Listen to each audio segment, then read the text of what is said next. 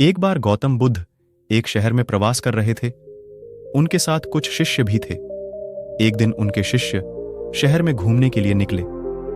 वे शहर में घूम ही रहे थे कि तभी शहर के कुछ लोगों ने उन्हें अपशब्द कहे। उनके बुरे शब्दों को सुनकर शिष्यों को बहुत बुरा लगा और वे वापस लौट गए। बुद्ध ने देखा कि शहर से लौटकर आए उनके सभी शिष्य बहुत क्रोध में दिखाई दे रहे हैं। उन्होंने शिष्यों से पूछा, क्या बात है, आप इतने तनाव में क्यों हैं?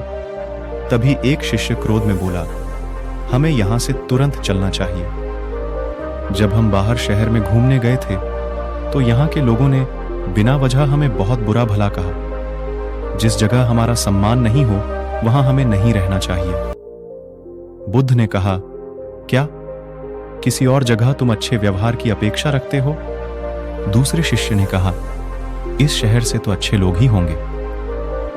तब गौतम बुद्ध बोले, किसी जगह को सिर्फ इसलिए छोड़ देना ठीक नहीं कि वहां के लोग बुरा व्यवहार करते हैं। हमें तो कुछ ऐसा करना चाहिए कि जिस स्थान पर भी जाएं, उस स्थान को तब तक नहीं छोड़ें जब तक अपनी अच्छाइयों से वहां के लोगों को सुधार न दें।